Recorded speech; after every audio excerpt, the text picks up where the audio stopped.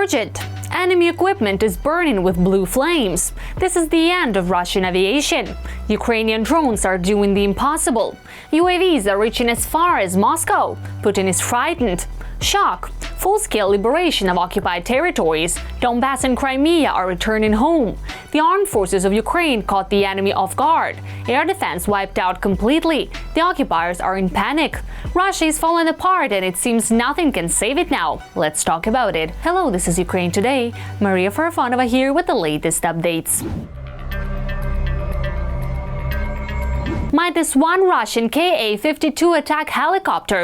Ukrainian forces continue to successfully employ modern technologies to strike enemy equipment on the battlefield. This Ka-52 was shot down using an FPV drone. The Ka-52 Alligator is a Russian second-generation multi-role attack helicopter designed for reconnaissance as well as for destroying armored vehicles, personnel, and aerial targets. It is equipped with a modern radar and fire control system and is capable of carrying both air-to-ground and air-to-air missiles. The Ka-52 also features an armored body and an air defense protection system, making it one of the key helicopters for supporting ground forces in the Russian army. This case demonstrates that even advanced enemy combat equipment is not out of reach for Ukrainian forces, who are rapidly adapting to modern methods of warfare. It seems Russia may have to forget about its combat aviation. Drones struck the 123rd aircraft repair plant in the city of Staraya Russa, Novgorod region.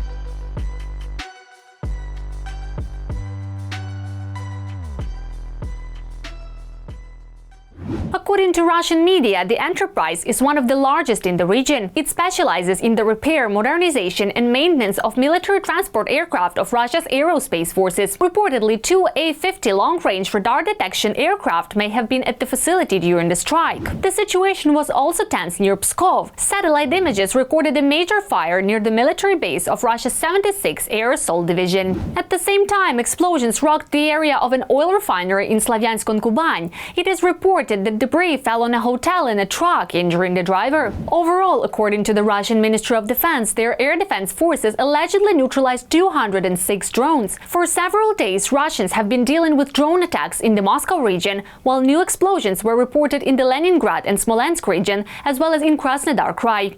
The largest number of UAVs was reportedly detected heading toward Moscow and over the Bryansk region. Stunning developments overnight. Ukrainian defense forces appear to have pushed into the Luhansk region. The liberation of occupied land may already be underway. Russian troops are in disarray as drones stormed Alchevsk, stripping Putin's army of its strength in a matter of moments.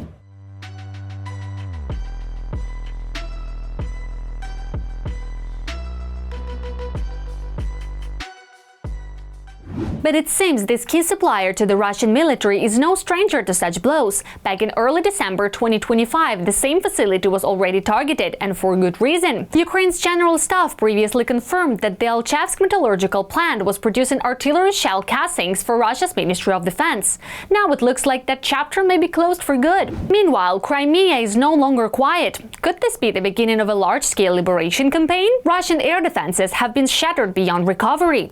Ukrainian forces delivered a lightning strike on the critical facility of the Almaz Antey concern in Sevastopol, once seen as a pillar of Putin's security ambitions. This production facility repaired and maintained the S-400 Triumph, S-300 PM2 Favorit anti-aircraft missile systems, 9 2N6E and 9 6L6E radar stations, Buk M2/M3, and Tor M2 medium and short-range air defense systems. Ukrainian drones achieved the unthinkable. This hub will no longer restore Russia's air defenses. Crimea's protective shield now appears permanently compromised. And that's not all. Russian forces are also facing growing losses in manpower. Enemy personnel positions were hit in the area of Streletska Bay. Tensions are at their peak. Has Ukraine just launched the decisive phase of the occupation? All eyes are now on what comes next. The armed forces of Ukraine are tearing the Russians apart. Powerful strikes on temporarily occupied Crimea and the Donbas continue.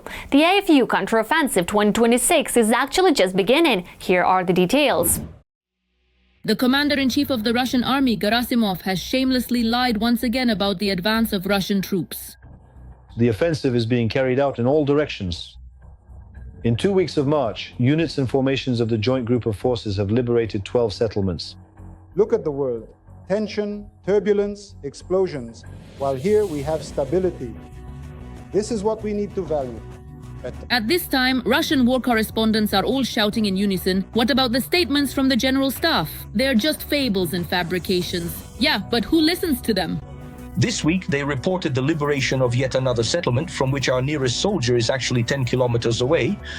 They took control of yet another settlement, the nearest military scout to which, because he crawled up there, is the closest. He is actually 10 kilometers away from this settlement. But on our maps, he's already marked as ours significantly. The Russian offensive in the south has stalled. You could say it has been completely buried. Moreover, Ukraine is conducting a highly successful counter-offensive operation precisely at the junction of the Donetsk, Dnipropetrovsk, and Zaporizhzhia regions, liberating vast territories and defending this area from Russian occupation forces. Record numbers of Russian losses in a record short period of time. But Putin doesn't spare cannon fodder for the sake of raising the tricolor over yet another completely destroyed village. There are a number of settlements. I won't name them, just in case, since they've been changing hands for a couple of weeks now. Today the village is ours, tomorrow it's not. The day after tomorrow it's ours again, and then it's not. The day after tomorrow it's ours again, and then it's not. And I especially want to mention that in this village, there used to be people living there. Before the war, there were fewer people than have already died. Because of it, more people have already been killed than ever lived in that village. It's clear that it has very important strategic significance. But this so-called strategy has been going on there for about 3 weeks now. Over the past 2.5 months, according to the commander-in-chief of the armed forces of Ukraine, Oleksandr Syrsky, the Russians have suffered at least 90,000 casualties. This is, of course, a colossal result. Moreover, there is tremendous progress being made. Directly on the southern front lines, the Alexandrovsk direction. This is from Huliaipol in the south to Ternovaty in the north. About The area of liberated territories and the lies of the Russians, President Zelensky directly tells both Russian and foreign journalists. The other day, I received a brief report from our Commander-in-Chief of the Armed Forces, General Syrsky. 460 square kilometers. We have already liberated. We know that the Russian mid-level command is afraid to report what is happening there. They can't even imagine how this could have happened, because on their maps, this is territory they control. But to be honest, that's no longer the case. At This time, the Russian army continues to face enormous problems due to Starlink being shut off for them. Telegram. Starlink was shut down, of course. If Telegram was shut down by their own hands, then Starlink was shut down by someone else's. Apparently, this has been deemed desirable at the very top of the Russian Federation. And you know, there are probably some incredibly difficult and challenging decisions ahead of us. So our authorities have decided that it is far more prudent to proceed in this particular manner. Okay? Let the troops have a hard time for now. But there may be such deeply unsettling and highly complex developments ahead, frankly speaking, as we look toward the horizon in the overall life of the country, which could trigger very large social protests. And There are also huge problems not only with manpower but with military equipment as well. There is no funding, no defense contracts, factories are idle, people are being laid off, and the technologies are showing that very negative growth. of course, things are not as rosy as they might be officially presented to us. They don't want to scare us or upset us. You know, the management crisis is not only in the military-industrial complex. It's a management crisis. In fact, it's everywhere, in everything. Our giants, especially in armored vehicles, for example, still haven't offered anything new based on the realities of the special military operation.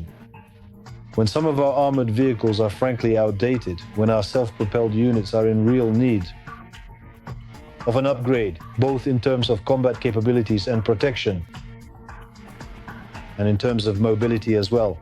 In general, there are a lot of problems.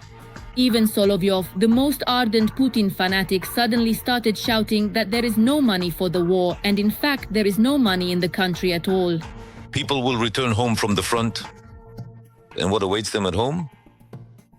An economy ready to create 500,000 jobs so that people who are used to earning over 200,000 rubles a month would agree to settle for at least 150,000? Well, of course. Can you show where such salaries actually exist? Just tell us, please. Moscow used to show excellent results, and it still does, even in my favorite city. Despite the titanic efforts of the Moscow government, what you see when you walk around is that these restaurants are closing, these little shops are closing. Why? People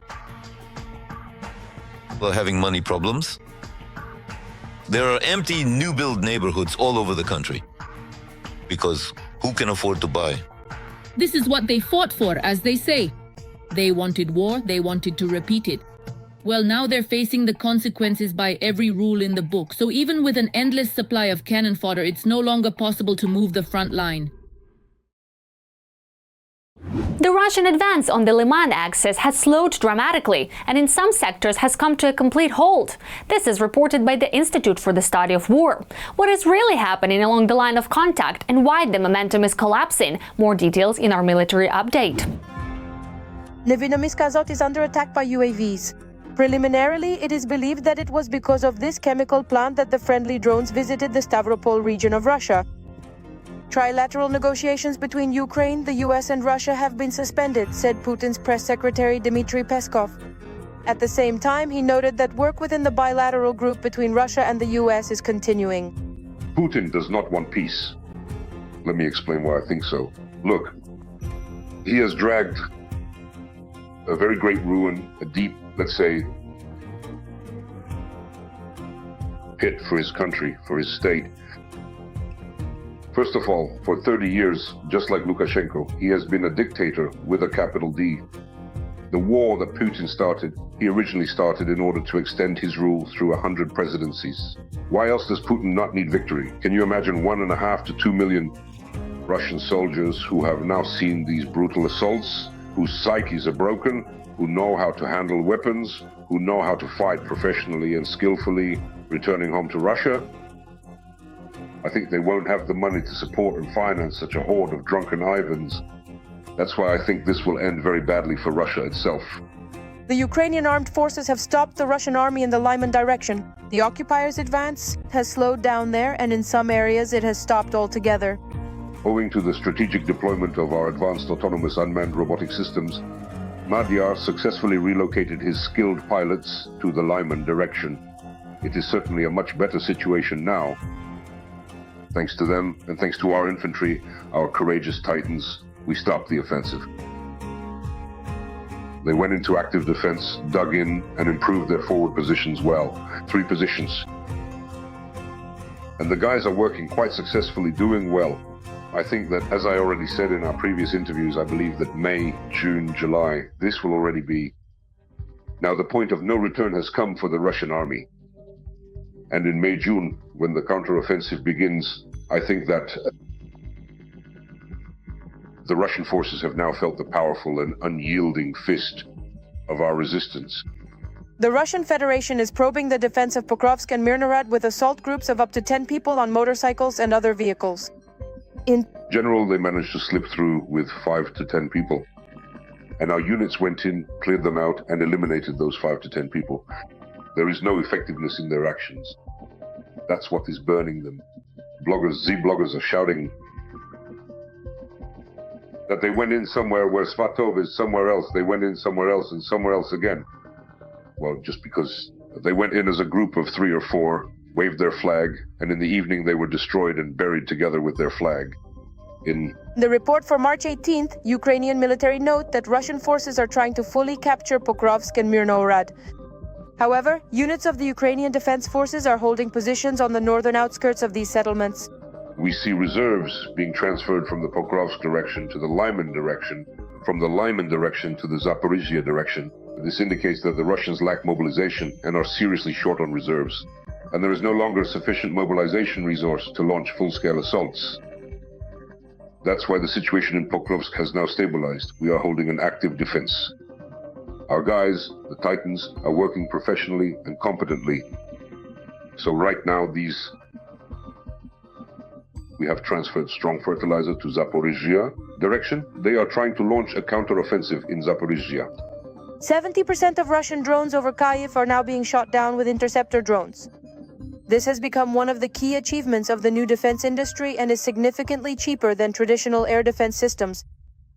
What do you think about the latest events? Share your opinion in the comments, like the video and subscribe to stay informed about the main headlines. See you soon!